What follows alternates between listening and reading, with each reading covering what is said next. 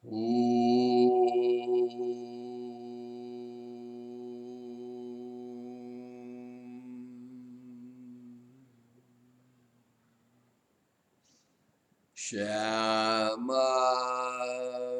Shabaram Prapadi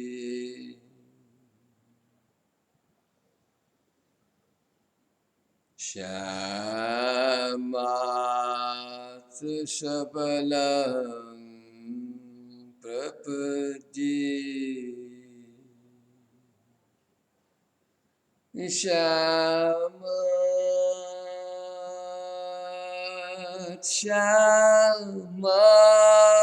Shamat Shabalam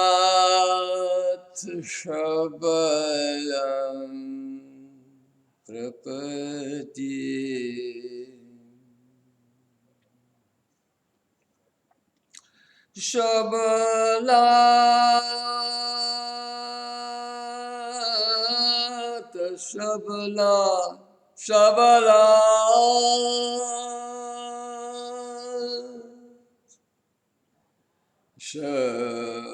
Shabalat Shaman Prapadi Shamat Shabalam Prapadi Shamat Shabalam Prapadi Sham Sham Sham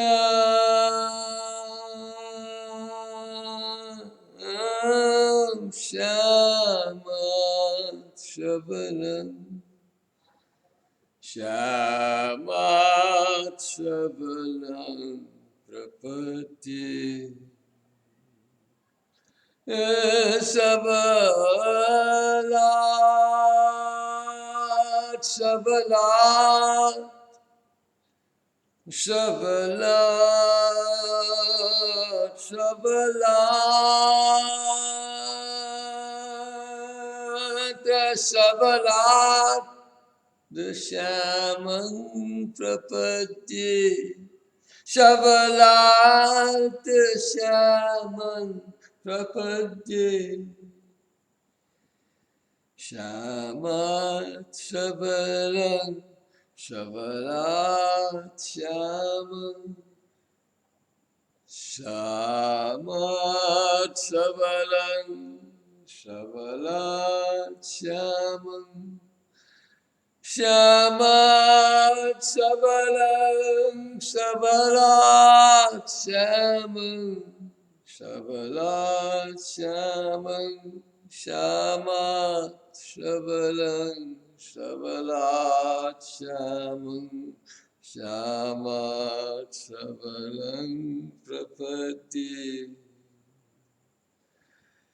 Shamat Shabalam Shamat Shabalam Shamat Shabalam Prapati Shamat Shabalam Shamat Shabalam Shamat Shabalam Prapati Shabalat Shaman Shabalat Shaman Shabalat Shaman Prapati Shabalat Shabalat Shabalat Shabalat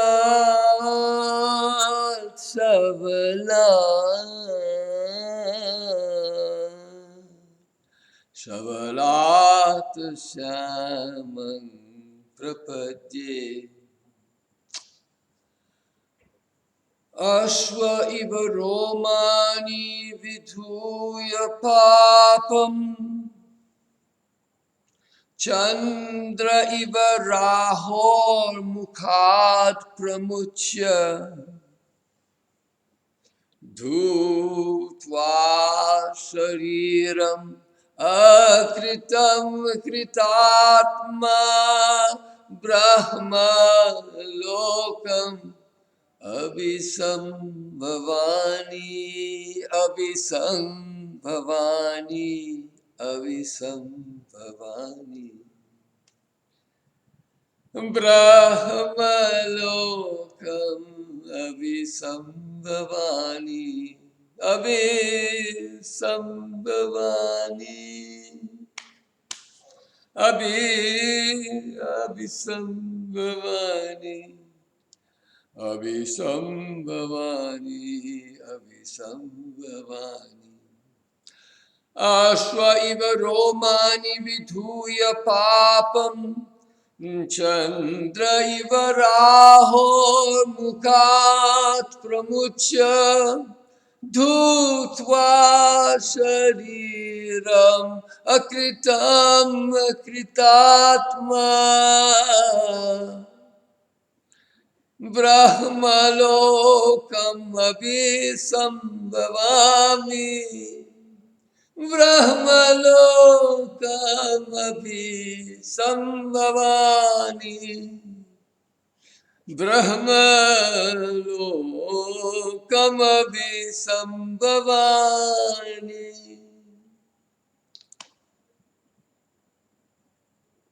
Shamata shabalam prapadye,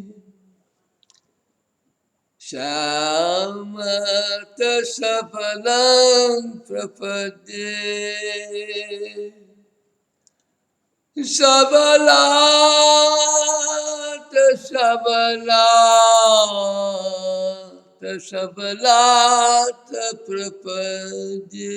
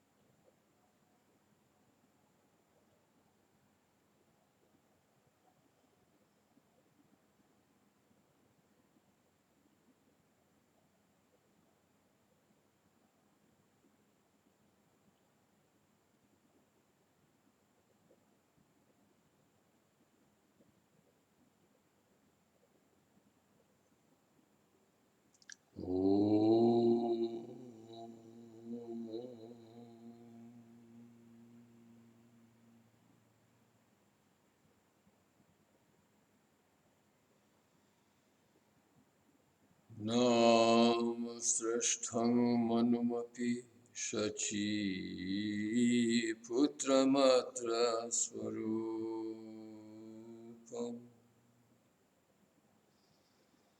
Rupam tasyagrajam urpurim maturim goslavati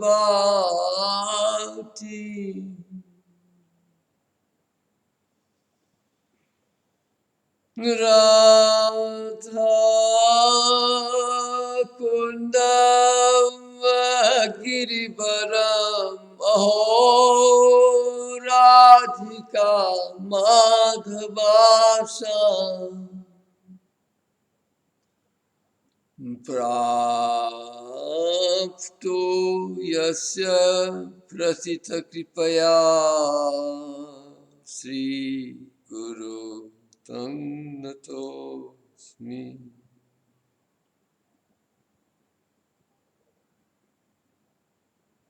Sri Guru Tanatosmi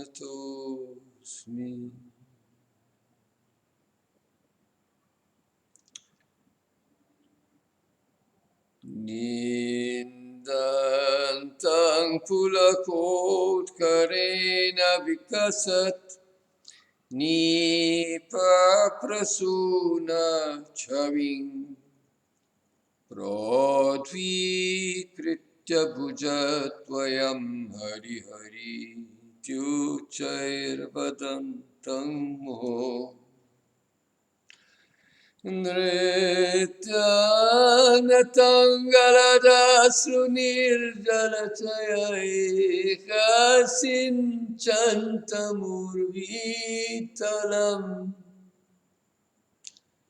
Gayantam Nija Parshadaih Parivritam Tam Gaura Chandram Stuma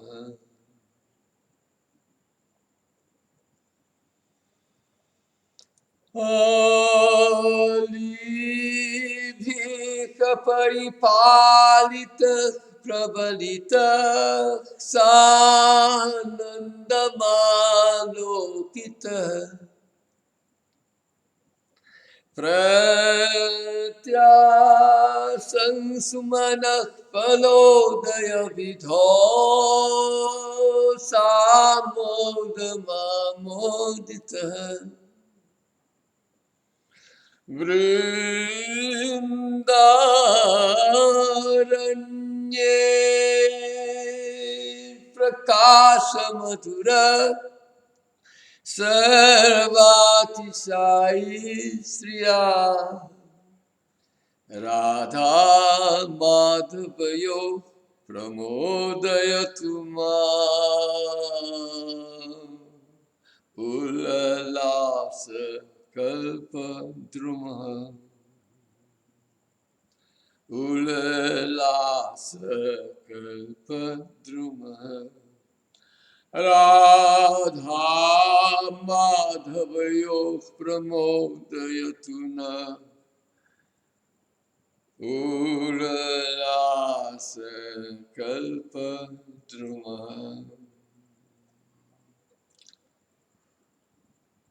Jaya Rupa Sanatana Bhatta Raghunath Shri Jiva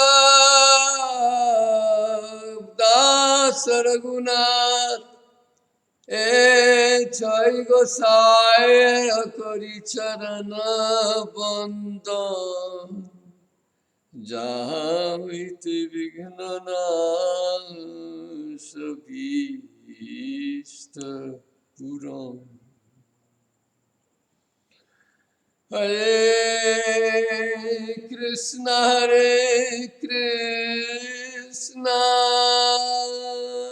Krishna Krishna Hare Hare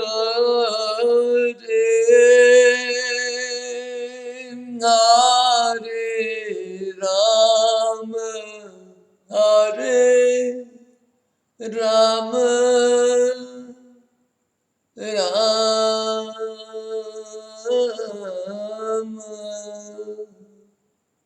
Rama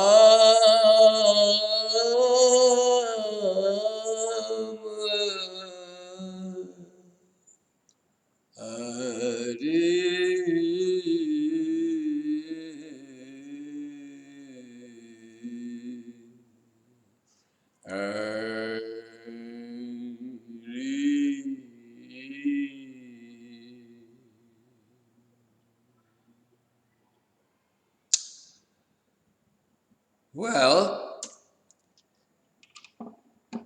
the last few days I tried to make a video and the damn sound didn't work.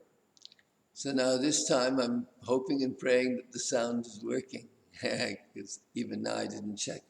I've gone too far now. I can't turn back. As you probably noticed, I don't do any editing. So, so it's one run through. It's like it's live, my friends. It's live. So the last couple of days I've been concentrating on the 13th anuccheda, and it's been actually quite a ride. I divided the 13th anuccheda into several parts. The official title for the 13th anuccheda is Sarshti Mukti, but as is often the case, the Jiva Goswami overlaps. So there's an overlap. He likes to put the main verse near the end. And then if he has anything else to tag on, if it's only a short thing and there's no big Bhagavata verse to put with it, then he just leaves it until the next anuccheda. So that's what's happened here.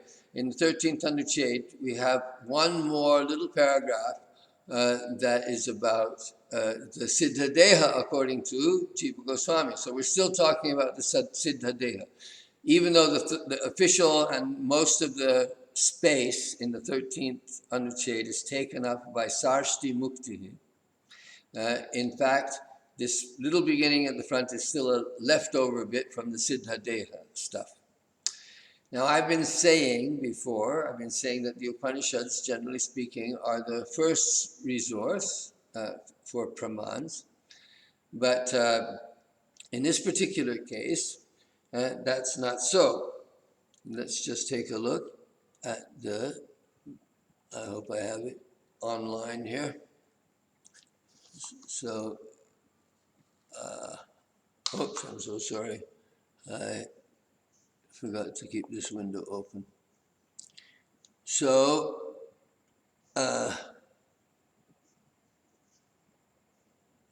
so we're going to read this first paragraph, and I'm going to tell you the reason that there's a whole lot of interesting stuff surrounding this particular quotation from the Upanishads. Like I said before, generally speaking, Upanishad quotes are something that comes closer to the beginning if you're doing a philosophical point. But now here, this is a subject of the Siddha-deha. Why didn't he present the Upanishad first? Well, this is an interesting question, and I don't know if I've got any answer yet. Maybe after we've thought about it a little bit more, we'll come to a conclusion about that.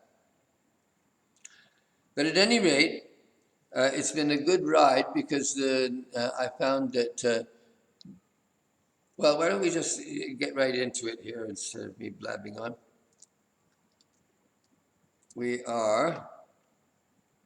So what are we doing here?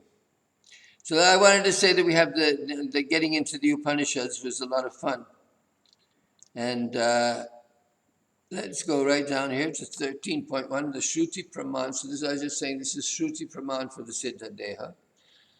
So tadeta tandinang srutau apyuktam ashva iva romani vidhuya dhutva shariram akritam kritatma brahma lokam abhisambhavani.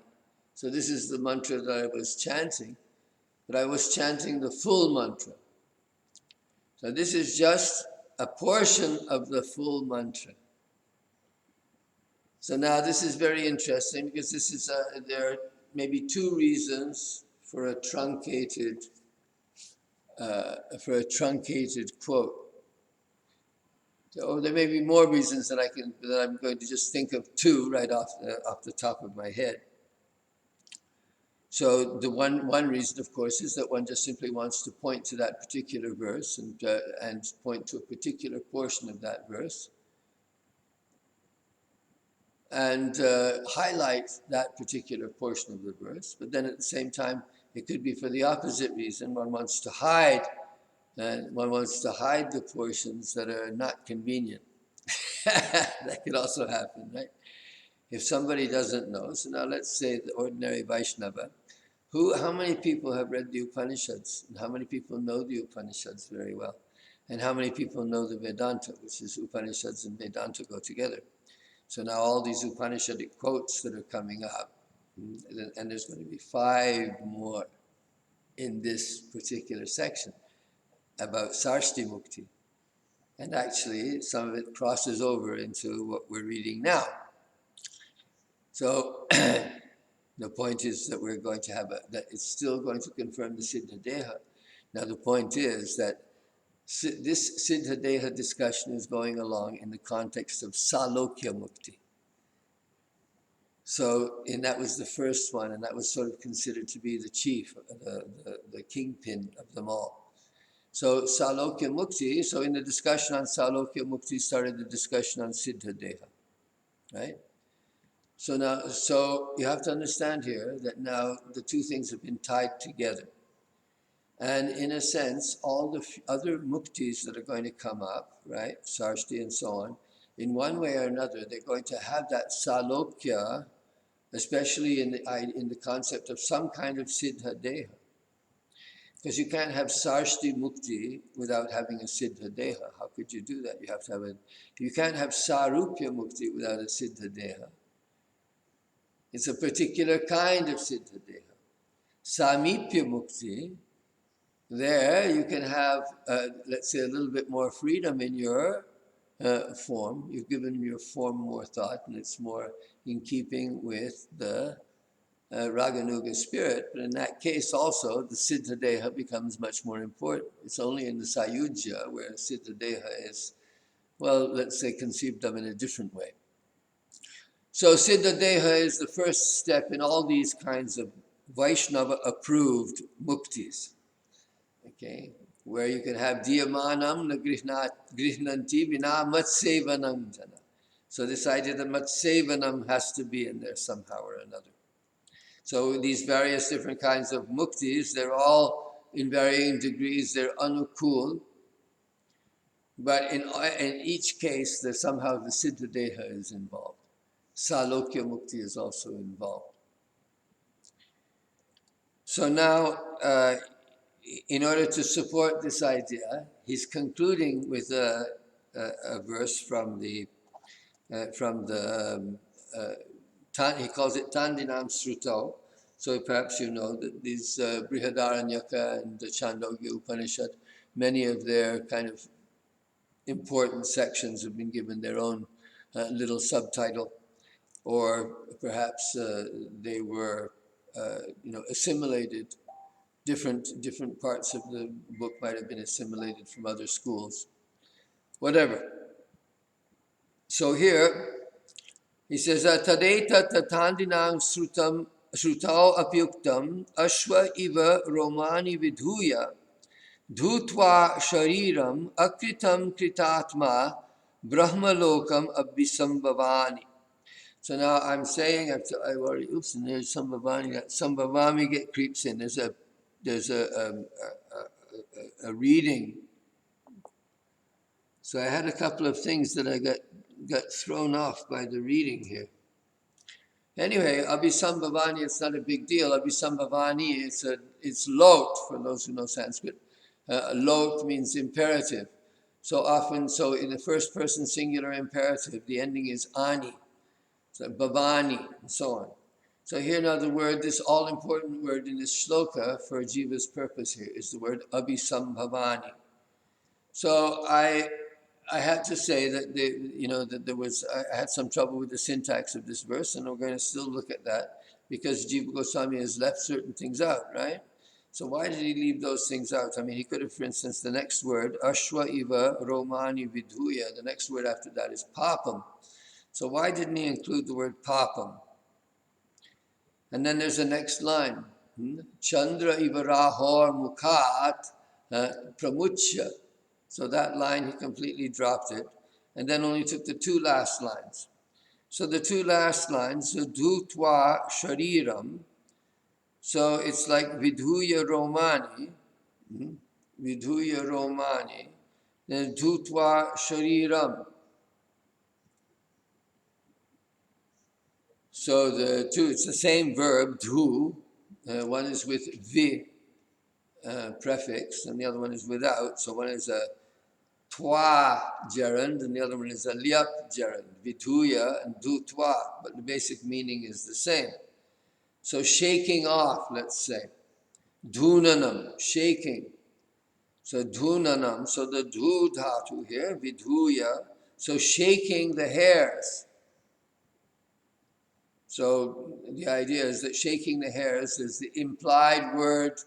There's an implied object. He's shaking the hairs in order to get rid of the dust. Yeah? So that's the point here.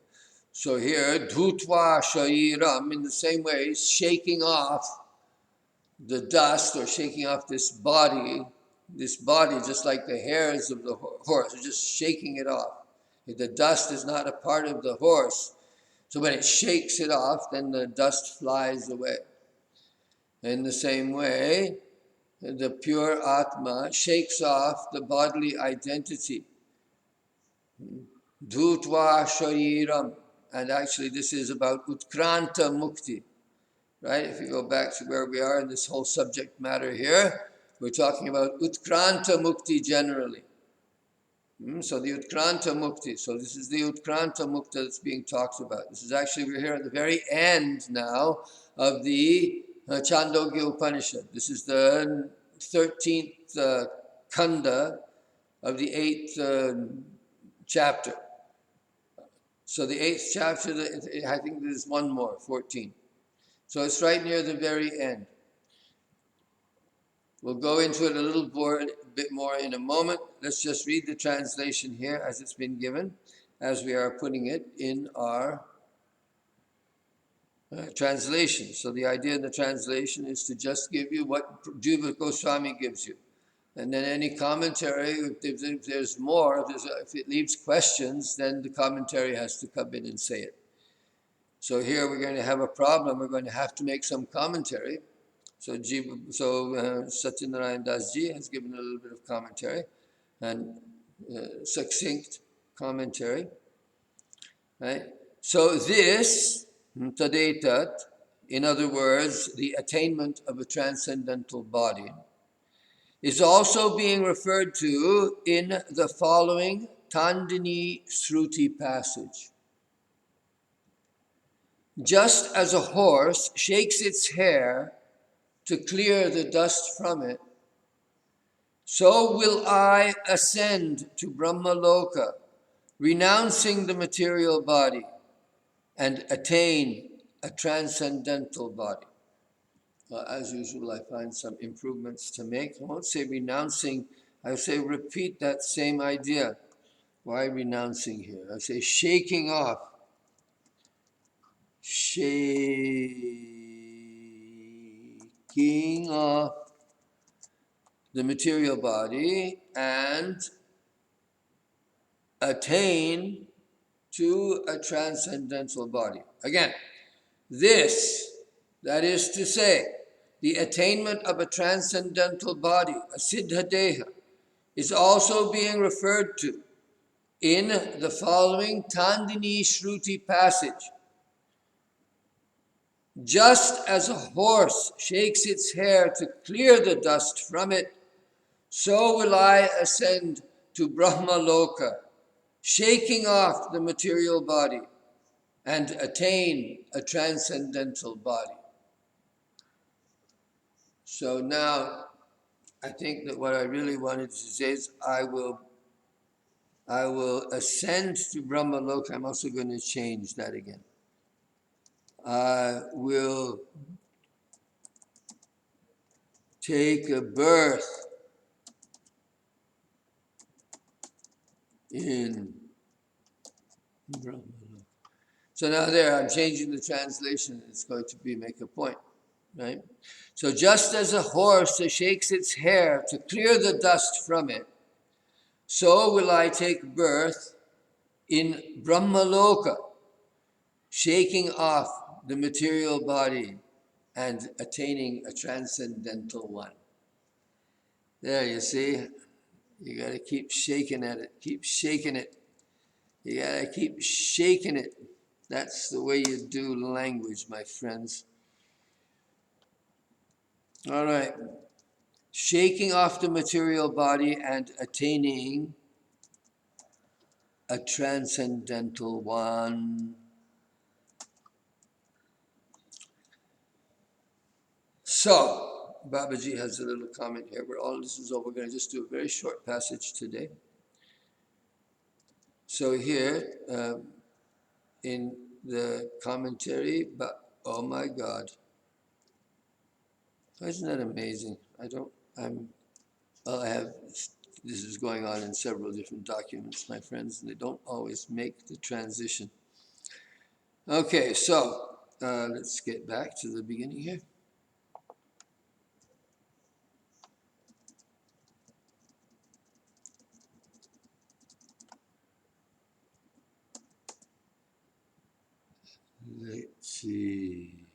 see, here we go.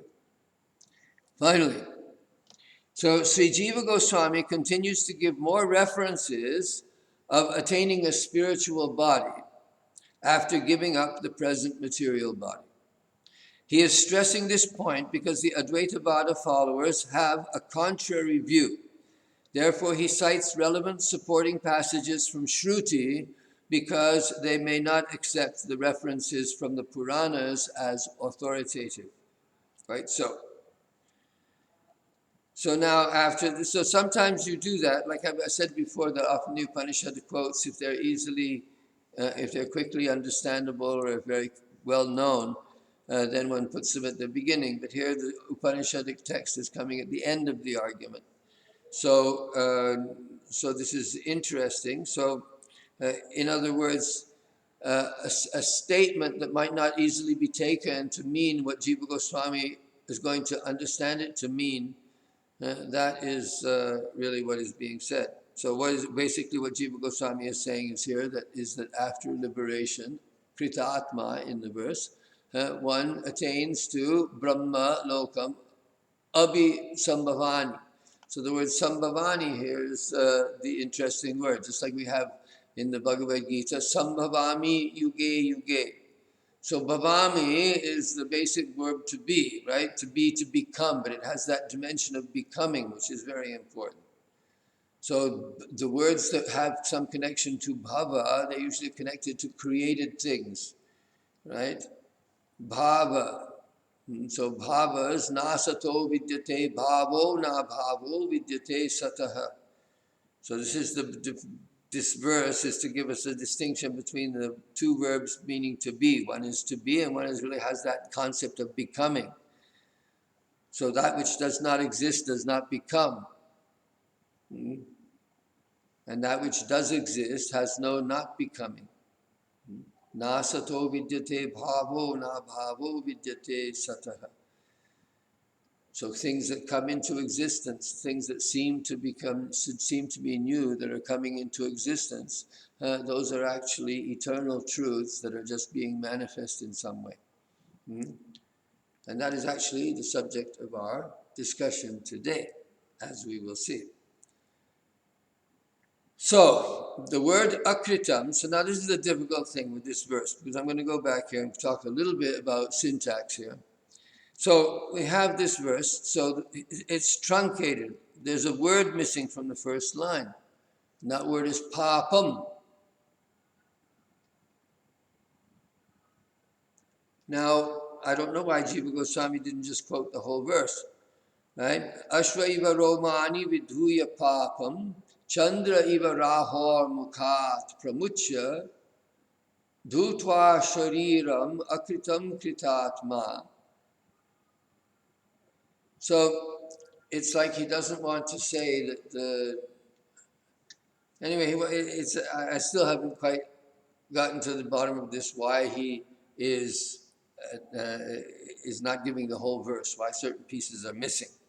It's obvious he wants to highlight something. So here, the shaking of the hairs and the shaking off of the body, those two things are being taken together. And so the shaking off of the body, dhutva shariram. So dhutva needs to have an object. So there's only one object available, that's shariram. Now akritam is the next one. So akritam would seem to be an adjective for shariram. So now what does akritam mean? So akritam, well, we may have a chance to look at it, but the basic meaning that we have taken here is that it's not created. So that's what Babaji is talking about now. It means it's not created. So now what is not created? A body. Shariram akritam. And so if we take akritam with shariram, then it's talking about a body. But we just had dhutva shariram. So it doesn't make sense to have shariram be the object of dhutva and also be together with akritam, unless akritam has some other meaning that has nothing to do with not being created, because the material body is obviously kritam. The material body is a result of karmas, so it's kritam. We've been talking about the prarabdha karma. There's arabdha karma, prarabdha karma, all these different kinds of karmas that are there. So the body is a product of those karmas we've been talking about in the previous. So he is also kritatma. So kritatma, he's attained to his self-knowledge. Kritatma, he has realized, he has accomplished that knowledge of self. Kritatma, brahmalokam abhisambhavani, I must take birth. And now, see the prefix abhi, you don't usually see it. We had sambhavami, right? Sambhavami yuge yuge. So now what is this abhi prefix? The abhi prefix means going towards. The basic abhi prefix means going towards. So abhi sambhavani would somehow mean like I would take birth over there, where so that you can take the place as an object, right? So the place becomes the object. So brahmalokam abhisambhavani means I will take birth in brahmaloka. What is this brahmalokam? Right? So now that's the question that comes up. Okay? Because that is what we are going to explore. The word akritam, literally not manufactured, which modifies the noun shariram, body, signifies that this body is not born as an outcome of karma. It is eternal.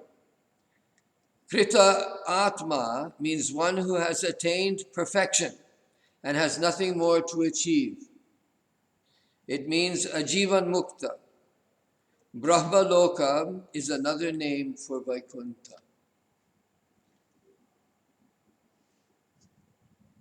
All absolutely true. So I want to, a little bit today, because I thought exploring the Upanishads was a lot of fun. So I'm just going to do this one verse today. And I would like to start by saying that this verse is not the whole verse, right? So already the verses can be divided into two parts. So if you were listening at the beginning, if you didn't just skip over that, which is quite normal, normal reaction. You have a beginning part. Shamat shavalang prapadye. Shavalat shamang prapadye. Shamat shavalang prapadye. Shavalat shamam prapadye. So now Shankara, his commentary begins. Shyamat shavalang prapadye ityadi mantram nayaha pavano japartascha dhyanato va. See, he says that this is a mantra, a Vedic mantra, an authoritative Vedic mantra, amnaya. Pavano, and is purifying. I saw one translation that is purifying in itself. Yeah. This mantra text, which is purifying in itself, is recommended for meditation or a recital. So the meter is inconsistent a little bit. It's an inconsistent trishtup, but the middle, the important line, very nicely is a perfect Indra Vajra Anushtup, trishtup, excuse me. So the first one is also Shyamat Shavalang Prapadye. 1, 2, 3, 4, 5, 6, 7, 8.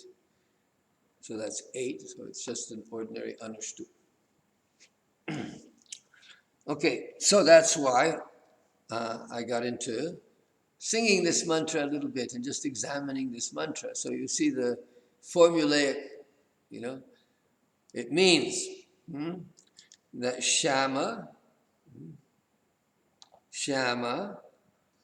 So here, what is our Shankaracharya say? So let's start with Shankaracharya because this is a really good starting point. So Shamo Gambhiro Varnaha. Shama iva Shamo Hardang Brahma. Atyanta Dur Avagahya Twat. So Shankaracharya doesn't say it means Krishna. This is not some kind of evil plot on the part of Shankaracharya. It's because there's no reason for him to say that this is Krishna. And that is particularly significant because we know Shyama as a name for Krishna. And I checked my data today because I'm going to come to this at the end of this class, however long this takes. And look at the Bhaktivinoda Thakur Dhara. Because as far as I can figure out, I was sure that I'd seen this somewhere in the Goswami literature. Maybe it's in Baladev Vidyabhushan, I don't know. Probably Vidyabhushan has quoted it somewhere. I didn't check it out. But I certainly know that in the terms of the general Gaudiya Vaishnava world, it's not a quote that one sees that often. And, it's not once there in the Sandarbhas. Maybe it is. I didn't find it. I thought I had a pretty good database. I could, search it to find if that verse is there. But then I looked in Radha Krishna Archana Deepika. Maybe it's there. And maybe I still didn't look in Ujjal Nilamani commentaries. Maybe it's there. I don't know. I haven't looked at everything. But so far I was surprised that it wasn't in the Krishna Sandarbha or that it wasn't in this Radha Krishna Archana Deepika.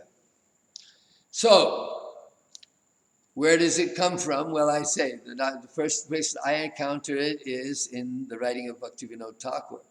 And that's why we see that what Bhaktivinoda Thakur has said has influenced what a lot of Gaudiya Maths. So there's a lot of Gaudiya Maths.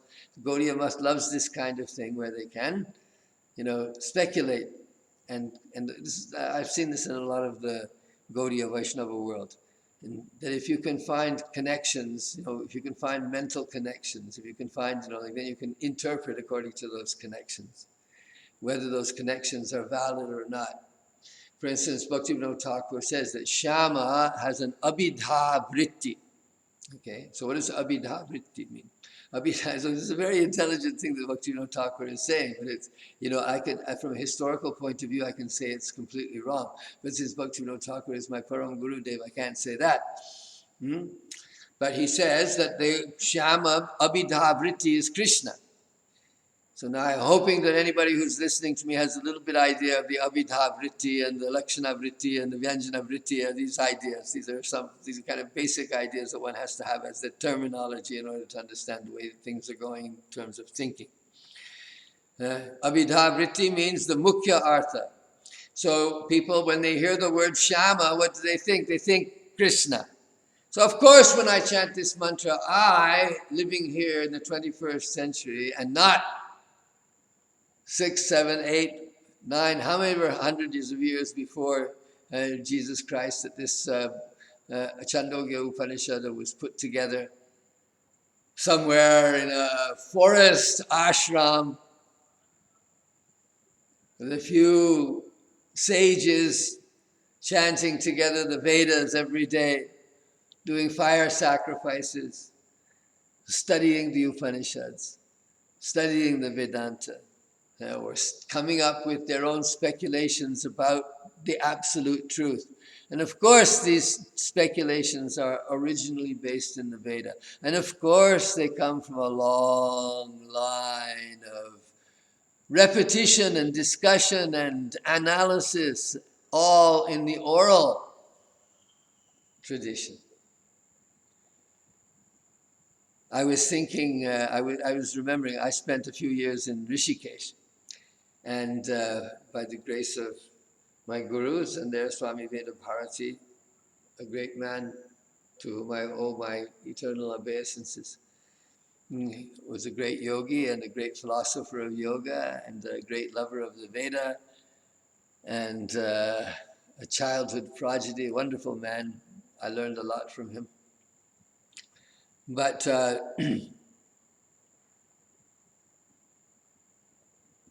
when I was there, I occasionally participated in the programs. I was teaching Sanskrit, so I didn't always have a big role in the normal, ashram activities, which were mostly centered around yoga.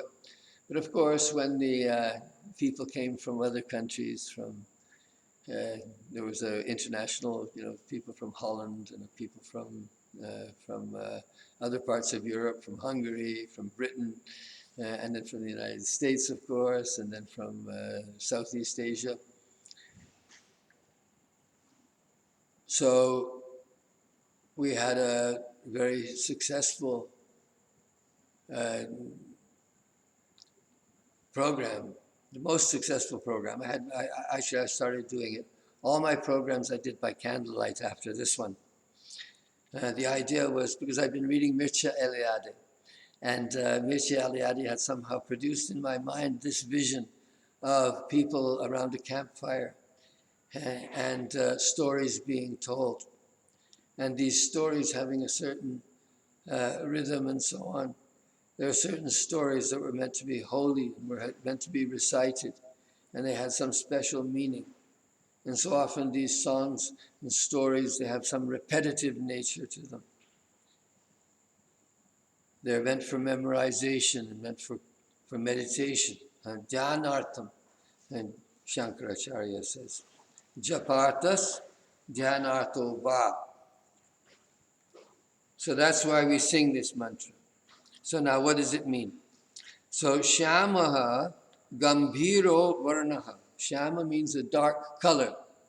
Right? So Pache Bhaktivinoda Thakur says that the Mukhya Artha, the Abhida Artha for me here in the 19th century, or for me in the 21st century, or for me in the 16th century, or from whenever, that meant Krishna, but it didn't always mean Krishna.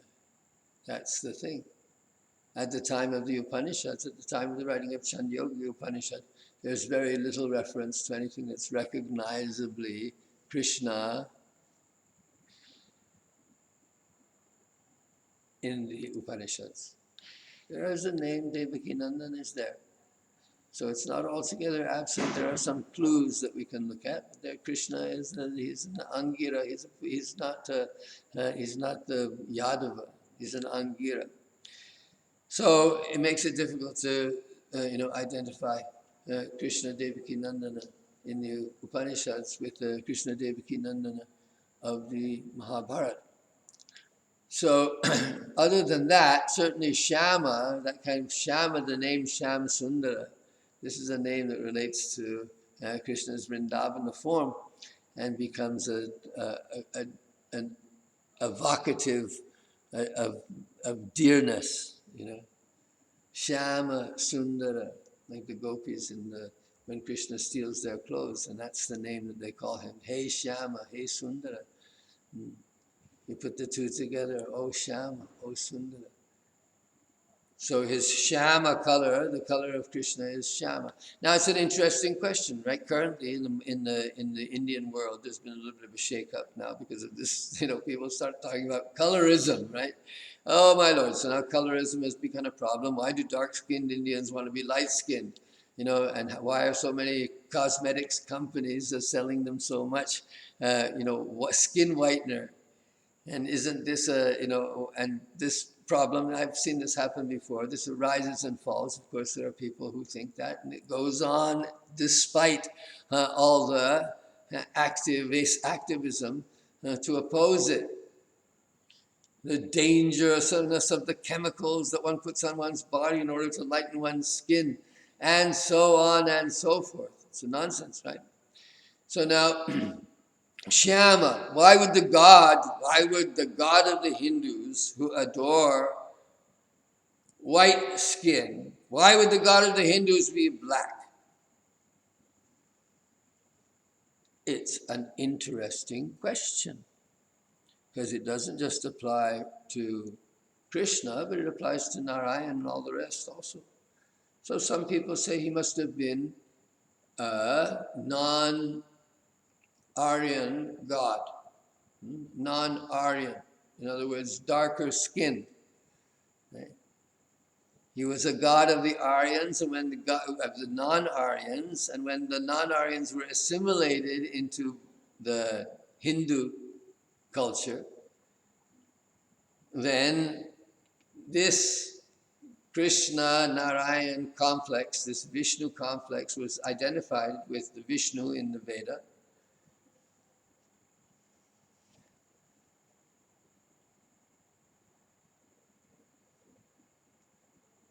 And so on, right? Now, that means that Shama, what came first? This is the question. What came first, Shama or Shama Sundara? So now, what is the beauty of Shama? Now, Shama here, he's saying it's Gambhiro Varna. What does that mean? It's a dark color, so now the symbolic meaning is being taken out. And he's saying it means Hardang Brahma. It's the Brahma that is in the heart. So now this is one of the subjects that we've had, and we've actually had it fairly recently in the 7th chapter of the Chāndogya Upanishad. It's talking about this Akasha, this Daharakasha. The Daharakasha, the sky of the heart. There's a topic that comes up, that's this Akasha in the heart. So this Hardang Brahma is something that we've been discussing in the Upanishad itself. So very hard, we're here at the very end of the Upanishad, so we should expect that this should be some kind of a mantra that assimilates together pretty much everything that's been taught. So now what's been taught in the previous sections of these, all these subjects have been coming up, Ashariram, Atma, Brahmalokam, and so on. And we're going to encounter some of them as we go on through this very same anuccheda, because when we're talking about Sarshti Mukti, then Jiva Goswami will use some of those quotes, even from this self-same Chāndogya Upanishad, in order to support Sarshti Mukti. But here we start from a beginning point, which is at the very end of the Chāndogya Upanishad, and he's saying that it means Hardang Brahma. So the darkness is the Hardang Brahma. So what does darkness mean? Gambhira Varna. It means the lack of color. Darkness is the lack of light. So the lack of light means the lack of color. So now this darkness, how can this be Brahma? Well, because Brahma is, in a sense, the darkness that exists after the extinguishing of the ego. It's what we don't know. So for a Brahmavadi, he doesn't really know what exists. It's like the situation, they liken it to the Sushupti Avastha. So Sushupti Avastha means a state of deep sleep. So in the state of deep sleep, when you don't know, you wake up and you don't remember anything. So it was a good sleep. So you were happy. That's the point. I didn't know anything, but I was happy. It was a good sleep. Sukham asvapsam. So it's dark. Hardang Brahma is a state of darkness, and that is why often it is very legitimately likened to a return to the womb. A return to the womb when one is in a state of consciousness, but in a state of totally enveloped consciousness. In a total state of life support, of the mind floating freely, with very little content, just enough content to give it the pleasure of the mental apparatus as soon as that comes into play.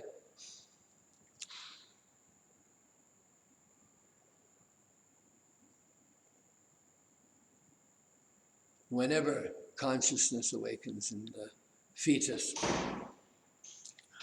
At any rate, so now why does he call it Hardang Brahma? Because Atyanta Dura Abagahyatvat. Atyanta, extremely, Duravagahya, impenetrable, Avagahana, and Avagahana means to dive into. So Duravagahana, to comprehend. So because it's Duravagahya, because it is so difficult to understand, that is why it is being called Brahma. It is being called the Hardang Brahma. So it's dark because it is very difficult to know. So in a sense, it's like the idea of suicide, right? It's a frightening thing, how to turn the idea that you can turn your consciousness off and become completely annihilated, become zero, become nothing. It goes contrary to the urge for life. But ultimately, the spiritual process is oriented towards death. I know that sounds awful in our life-oriented world today, but the life-oriented people are so eager for life that they're stomping all over that which gives life. And they don't. The harder they enjoy life, the more they enjoy life, and the less they factually really enjoy life. So, Atyanta Duravagahya Tvat, who knows?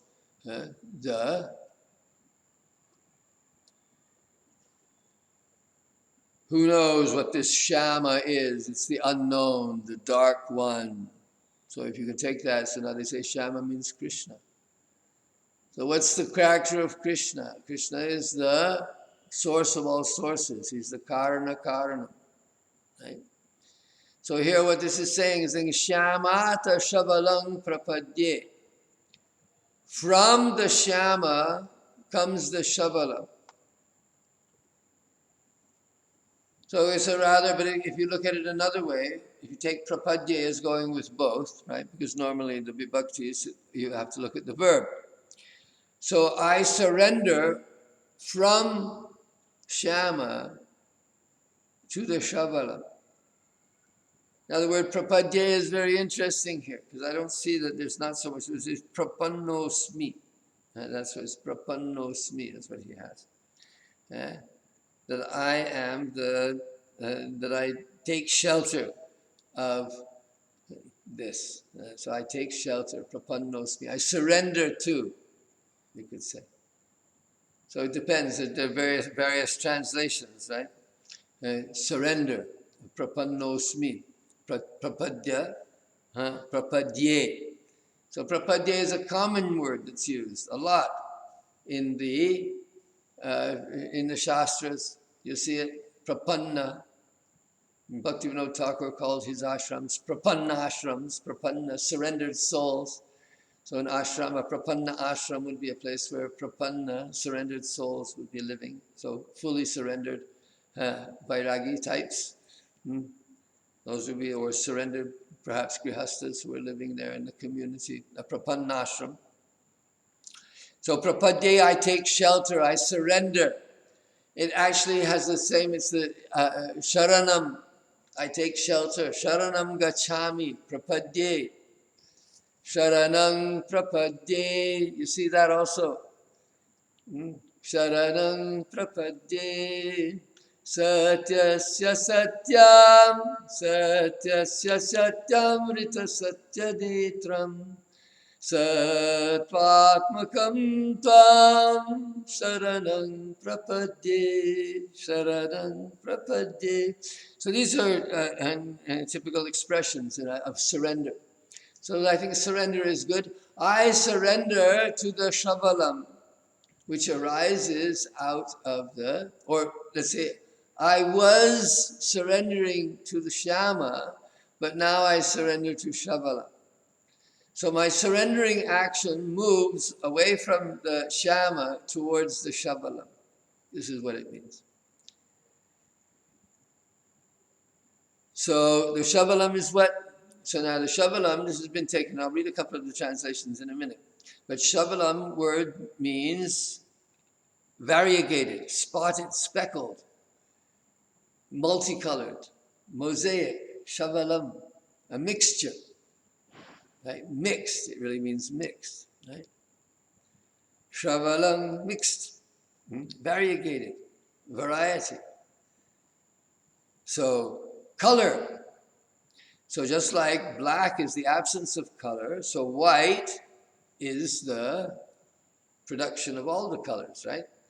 You have light and then you pass it through the prism and all the light, all the different colors are extracted and find their own place. So the darkness, from the darkness, so the darkness you may say asat, non-existence. So from the non-existence, there's actually a passage in Taittiriya Upanishad. I was laughing a bit about this because in the Taittiriya Upanishad it says asataha sad, that the sat arose from the asat. Asata idamagra asit, they said. And asato sad udgachati, I forget exactly the wording.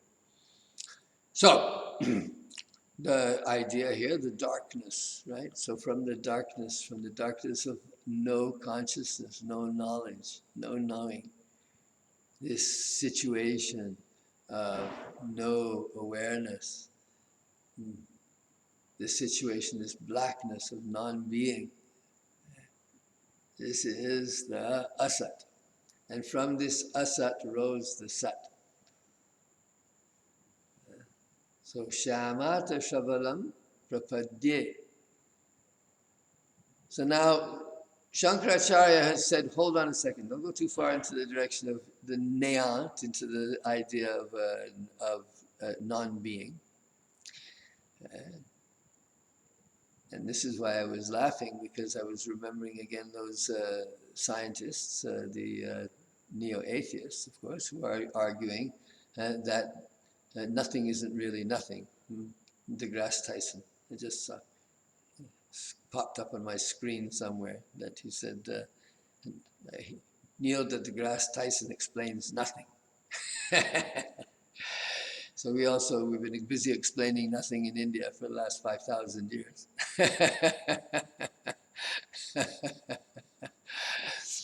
So our nothing is not exactly nothing either. Even the Shunyavadis will tell you very much that our nothing is not really nothing. So I'm sure that the original inspiration for these scientists is Buddhist explanation of Shunya. But anyway, here our Shunya, our Shyama, is the great mystery. He's the great mystery. He is that which lies on the other side of the river of time. He is the absolute reality about which we know nothing. He is beyond our perception. He's adhokshaja. But it is from him, it is from it, from the Shyama, it's from this darkness that arises this paridishyaman jagat, this multifaceted, multi-colored, multi-manifestational, wondrous opportunity for endless investigation and absorption and experience and enjoyment. The world of infinite possibilities arises, right, from the nayant, from the nothing. And so where were we and where have we come, right? So this is from nothingness we came, and into light we have stumbled. So this prapadye doesn't necessarily have to mean I surrender. It can mean that that's the state of affairs. I have surrendered to the Vichitra Jagat. I have surrendered to this multifaceted creation. So now he says, Shavalat Shamang Prapadye, Shavalat Shamang Prapadye, Shavalat, Shavalat, Shavalat, Shavalat Prapadye. Well, so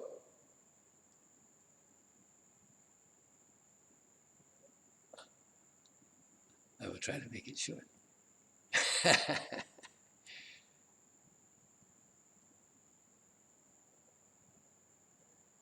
So, Shavalat now means the multifaceted world in which we are, in the world of experience, right?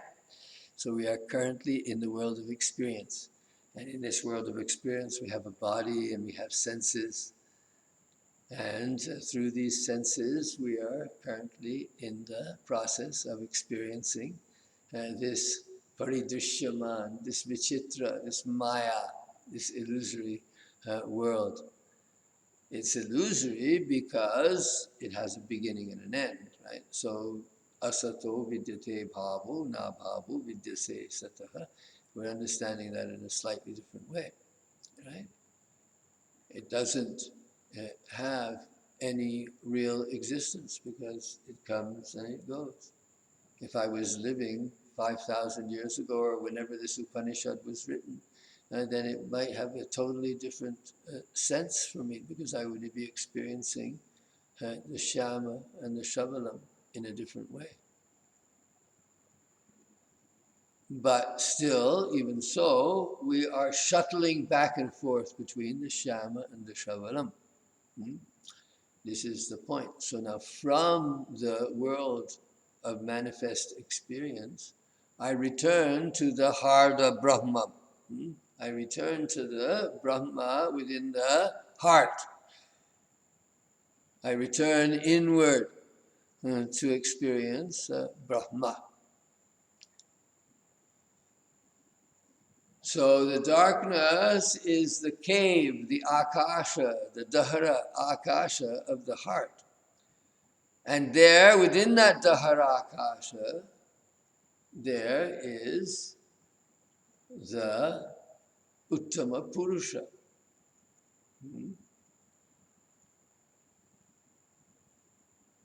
So now all this section that's preceded this, I think we're going to discuss some of it over the next couple of days. But let's just have a look quickly here at some of the translations. So from the dark, Shyamat, I attain, Prapadye, to the variegated, Shabalam.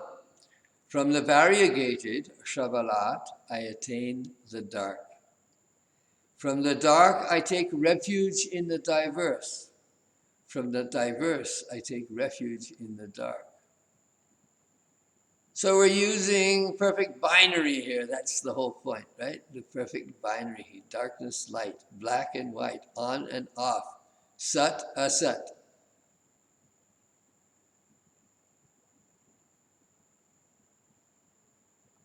Going from the pure truth in my heart, this is another translation. Going from the pure truth in my heart, I attain the divine above.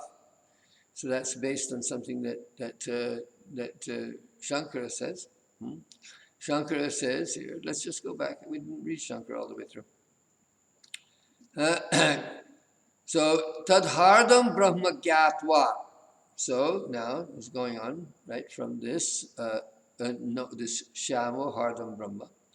So, tadhardam brahma gyatva. So knowing this Brahma within the heart, dhyanena, by meditation, tasmat, shamat, from that darkness, shabalam. Now what is shabalam? Shabala iva shabalo ranyadi aneka kama misratvat. So there's two things that are said about shabala. So Shabala means variegated or multifaceted. So he uses the example of an aranya. So this aranya metaphor is found. It's found also in the Bhagavatam, in the fifth canto, I believe. And so you have this aranya, the forest of the world. You also have the image of the banyan tree in the Bhagavad Gita. So this is aranyadi aneka kama misratvat. That it has, that this world has many different desires. So it's based on desire. So its multifaceted nature is the result of desire. So Brahmalokasya Shabalyam.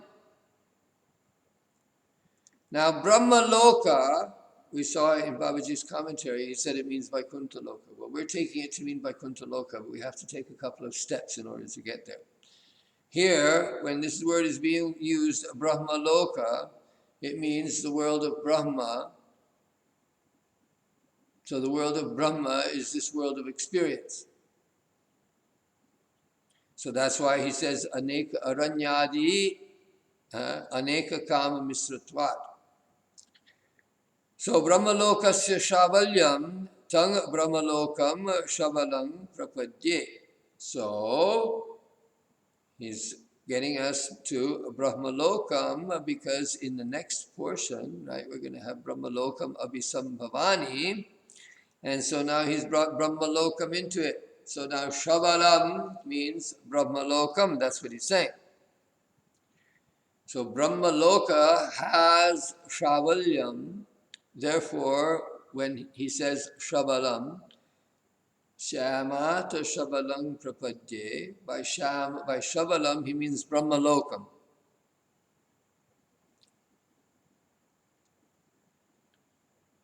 Manasa Sharira Patat Vordhvam Gacheyam.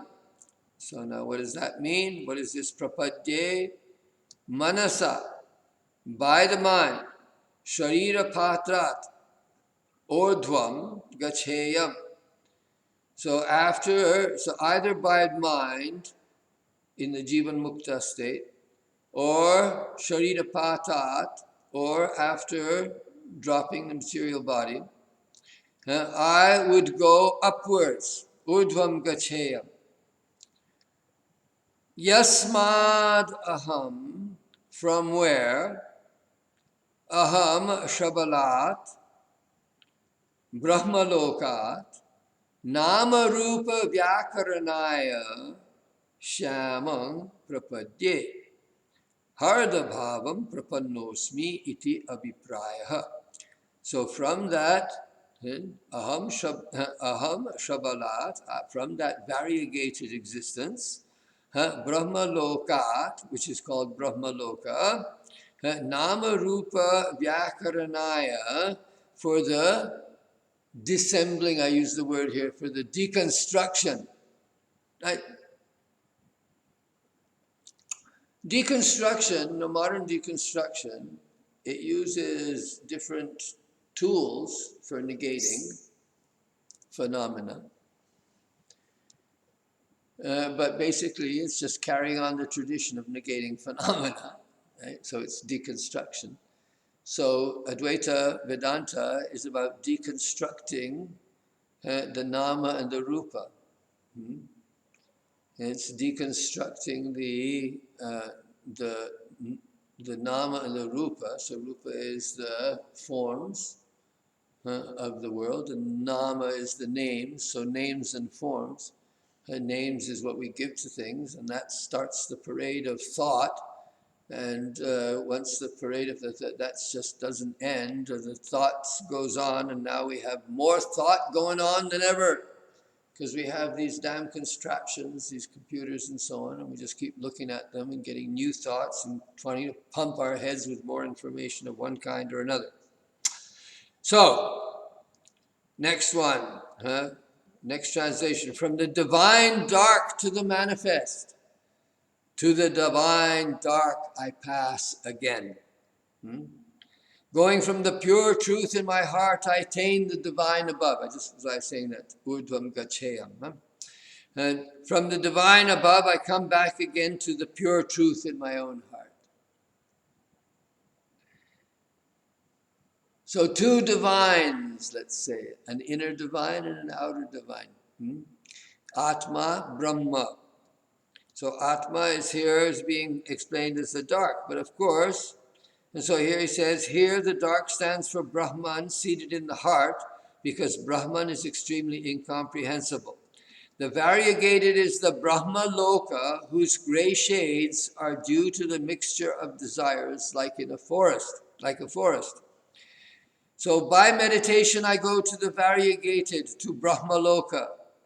After death, by the mind I shall go upward, whence I go from the variegated to the dark, for the purpose of subjecting the names and forms to deconstruction. The intent is that I enter the inner world of the heart. So the variety here means the self in the material form. So now you have the self in transcendence, that's Shama, and the self in the manifest reality, that is in the Shavalam. All right, so now where do the Vaishnavas take out on this? So as I was saying, Bhaktivinoda Thakur, oh my Lord. Well, yeah, let's just do So here Krishna is mentioned by his epithet to Shama. So I got several translations here, so I'm just going to read them one after the other without really trying to, you'll see. But the original idea is, Srila Bhaktivinoda Thakur in his book, Dashamula Tattva, translate this mantra as follows: in surrendering to Shama, Krishna, I take shelter of the essence of the pleasure potency. In taking shelter of the pleasure potency, I surrender to Krishna. Interim step. So the interim step was Brahmaloka, right? Because according to Shankaracharya, this Brahmalokam is just the world of manifest reality, which of course is Brahma. It's Brahmamaya. It's not different from Brahma. The second line, like the moon, is expelled from the mouth of Rahu. So the Siddha Swarup, the Krita Atma, separates himself from the body. So in Dashamula Tattva, Bhaktivinoda Thakur translates it roughly this way, but I think that all these translations are, one way or another, are based on Bhaktivinoda Thakur's translation. So let's have a look, because this is from his Bengali. So I didn't have that. I don't have a copy of this Bengali, unfortunately. So I should have probably looked for it on the internet. Probably it was available somewhere, but I didn't do that. So here Krishna is mentioned. So I'm just reading various things, and I don't have any, and these are all taken from different internet sources, and so they don't really, and they're not being accredited, and I've more or less edited them all to make them a little bit better English. So all those Gaudiya Math sources, mostly I think it was from Bhakti Pramod Puri Maharaj. But it's also Bhakti Pramod Puri Maharaj and Sridhar Maharaj. Of course, they weren't the only ones, but in the Gaudiya Math, you have to have certain verses that you can explain in a way that will appeal to and astonish the other learned devotees. So Bhaktivinoda Thakur, so here Krishna is mentioned by his epithet Shama, which means blackish, used in the Puranic literature for the Lord. Okay, Abhidhavritti. So whether it was Abhidhavritti in the Puranic times, it's Abhidhavritti now. So when you chant this verse, you're going to think of Shama. Goody gumdrops, that's what we want to do. And now we're going to see how Shama makes it into a different kind of tattva. How this duality of one derived from the other, from going back and forth, from light to darkness. If one darkness is Shama, So what is Shama? Shama is Rasa Swarupa. Shama is the Rasa Swarup. So he is the unknown because Rasa is always the revelation of something new. That's what Rasa means. It's one of the many meanings of Rasa, but it's Rasa when it says that Adbhuta, Rasa Saras Chamatkara. That's why we're addicted to the internet, because we like these flashes of Chamatkar. We see the dog playing with the raccoon or whatever. Oh, that's very charming, and it entertains them. So I suppose that, like the brain gets a shot of whatever it is, the chemical that makes us feel good. Cannabinoids, I've heard them called some by some, but anyway, there's the idea that there's a release of endomorphins or something that give pleasure, hit the pleasure centers of the brain. And we become addicted to that, and we want new information, more information, something new. Krishna is Nava Navayamana because he's always new. But how does that happen? How is the rasa always being refreshed in Vrindavan? This is the great mystery. So mystery is black. Krishna is the mystery. We're always trying to attain Krishna because Krishna is always the mystery. It just so happens that Krishna is the mystery as manifest as beautiful humanity, as the object of love, as the mystery that is produced by being in love. When one is in love, one is in a constant state of mystification, which may or may not be a good thing. Usually, sometime you have to shake yourself out of it, but while it lasts, it's lots of fun. But that is actually the state of liberation. All right? So, the mystery, that's Shama. So from the mystery, I go into the world of light, of knowledge. I start looking for answers. And I search, and I search, and I search, and I search, and I search, and there's so much pleasure in searching. There's sadness, and there is pleasure, but we remember the pleasure, right? And so the addict returns again and again. So,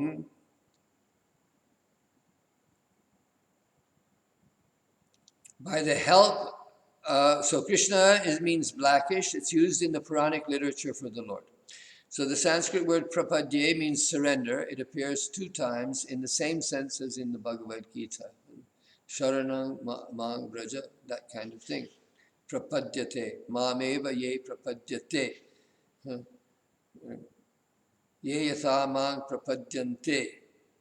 This way of prapadya being used in the Bhagavad Gita. So by the help of the black, we shall be introduced to the service of the white.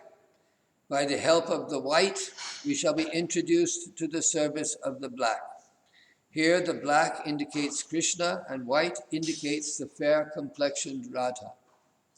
Right? So taking it now, he's taking it all the way for that the fairness, the manifestation of the world, the manifestation of the multivariated world, that Shyamata Shabalang Prapadye, that ultimately means Krishna's energies, the manifestation of Krishna's energies, the manifestation of his jyoti, of his light, the manifestation of his potency, and manifestation of his potency begins with Radha, his Hladini Shakti, his pleasure potency.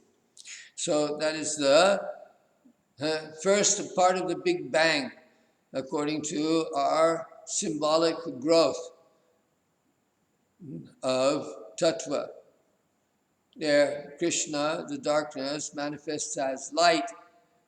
So what is the light? The light is woman. Stri means expansion. So the beginning of Prakriti means Stri. Prakriti means material energy.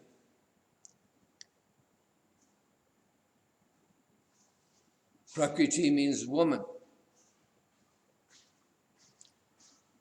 So here he says, by the help of the black, Shama, we shall be introduced to the service of the white, and by the help of the white, we shall be introduced to the service of the black. So here black indicates Krishna and white indicates the fair complexioned Radha. So now we have an equation that's being made. Radha is being equated with Prakriti. But now we're taking Prakriti to Antaranga Prakriti. We got the Antar Prakriti, the Antaranga Shakti. This is not the Bahiranga Shakti anymore, this is the Antaranga Shakti. So Brahmaloka, the Brahmaloka means not the Loka, that this Loka is Brahma, but it means the transcendental world where indeed everything is an expression of Brahma, Sat Chit Ananda, as the word joy. So going from the manifest, the multifarious, the multifaceted nature of the material world, we go into a multifaceted world that is transcendent, that is a transcendental one. So from Shama I go to Shabalam. From Shama I go to Shamalam. From Shamalam I go back to Shama.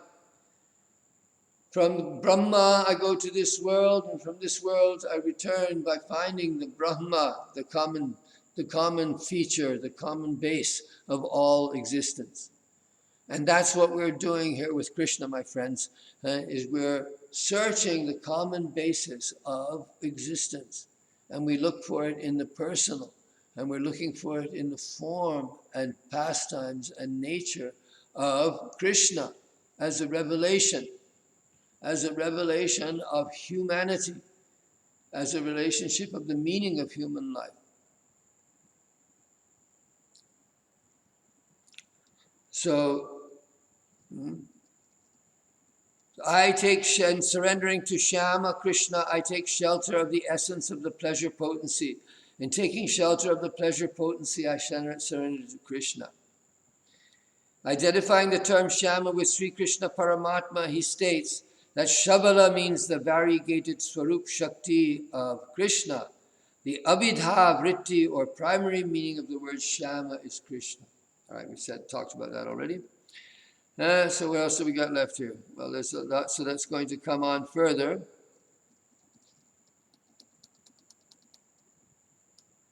And that's as far as I'm going to go right now. I don't want to go over an hour and a half. I'm just going to continue talking.